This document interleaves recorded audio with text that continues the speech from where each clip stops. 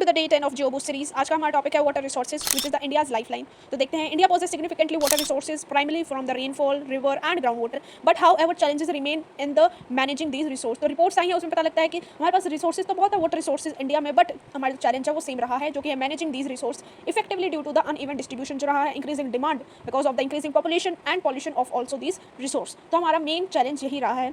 तो अब हम देखते हैं डिटेल में ज़्यादा सरफेस वाटर रिसोर्सेज। तो सरफेस वाटर रिसोर्सेज में आ जाते हैं जो हमें पानी सतह पे मिल जाता है, मतलब सरफेस पे मिल जाता है, जो कि रिवर्स में है, लेक्स में है, पॉन्ड्स में है, टैंक्स में भी है। इनका जो इंपॉर्टेंट ये जो सोर्सेज है सरफेस वाटर के, इनका कॉन्ट्रीब्यूशन है ना रिवर से तो कम है, बट हाँ कॉन्ट्रीब्यूशन है।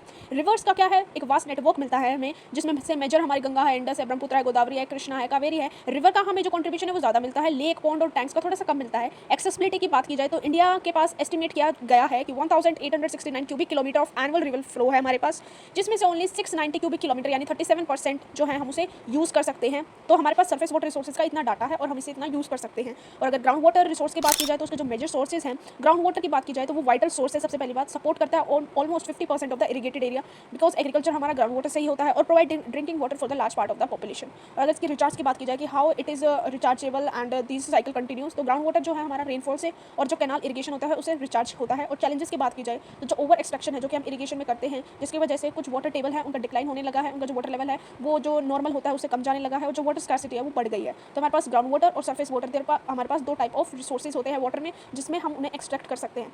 तो नेक्स्ट हमारा जाता है वाटर अवेलेबिलिटी एंड डिस्ट्रीब्यूशन की, कैसे वाटर हमें अवेलेबल होता है और कैसे डिस्ट्रीब्यूट होता है पूरे वर्ल्ड में। प्रेसिपिटेशन की बात की जाए तो इंडिया 4000 क्यूबिक किलोमीटर है वाटर जो कि प्रेसिपिटेशन से मिलता है हमें, जो कि मानसून के टाइम पीरियड में होता है, ये एनुअली होता है। रीजनल वेरिएशन की बात की जाए तो वो जो वाटर अवेलेबिलिटी है रीजन से रीजन वेरी करती है, क्योंकि रेनफॉल पैटर्न भी सबका अलग है। फॉर एक्जाम्पल हमें वेस्टर्न घाट पे वहाँ पे हाई रेनफॉल होती है तो वहाँ पे हाई वाटर अवेलेबिलिटी होती है। अगर नॉर्थ की बात की जाए तो यहाँ पे आते आते मानसून वीक होने लग जाता है, तो हमें यहाँ पे थोड़ी सी वाटर की अवेलेबिलिटी कम मिलेगी। और पर कैपिटा अवेलेबिलिटी की बात की जाए तो इंडिया है एक सिग्निफिकेंट वाटर रिसोर्स है, जिसमें पर कैपिटा वाटर अवेलेबिलिटी है वो डिक्लाइन होती जा रही है। क्यों डिक्लाइन हो रही है हमें पता है, पॉपुलेशन ग्रोथ हो रही है, पॉल्यूशन ज़्यादा हो रहा है, डिमांड ज़्यादा इंक्रीज हो रही है, जिसकी वजह से हमारी कंट्री को वाटर स्ट्रेस कंट्री बनाया गया है। तो चैलेंजेस और मैनेजमेंट की बात की जाए तो क्या क्या चैलेंजेस है, अनइवन डिस्ट्रीब्यूशन हमने देखा, ओवर एक्सट्रैक्शन हो रहा है, हमने देखा कुछ एक्विफर्स रिचार्ज भी नहीं हो पा रहे हैं, जिसकी वजह से वाटर स्कैर्सिटी हो रही है, वाटर पोल्यूशन हो रहा है, क्योंकि यहाँ पे हमारे पास इंडस्ट्रीज, हमारी जो इंडिया है वो इंडस्ट्रियलाइजेशन की फेज में चल रहा है अभी, जहाँ पे सेकेंडरी एक्टिविटीज में इंडस्ट्रीज ज़्यादा एस्टेब्लिश की जा रही है। और अगर नीड फॉर इंटीग्रेटेड मैनेजमेंट, इसका सिर्फ एक ही सोल्यूशन है, that is effective water management, जो कि एक होलिस्टिक अप्रोच है जिसमें हम कंजर्वेशन करेंगे, इफेक्टिव यूज़ करेंगे वाटर का, और जो प्रॉब्लम है पॉल्यूशन की उसे रिजॉल्व करेंगे। तो आज हमने देखा कि वाटर रिसोर्स कैसे हमारा चैलेंजेस में है, मैनेजमेंट में है, कहाँ से हमें मिलता है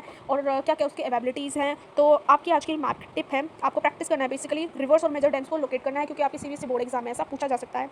तो आज का आपका कॉल टू एक्शन, आपको मुझे कमेंट करके बताना है कि आप जिस टाउन में रहते हैं क्या वहाँ पे वाटर स्कैर्सिटी है, येस और नो, मुझे कमेंट सेक्शन में बताना है। If you like the video please subscribe the channel for more such updates and series. Thank you very much.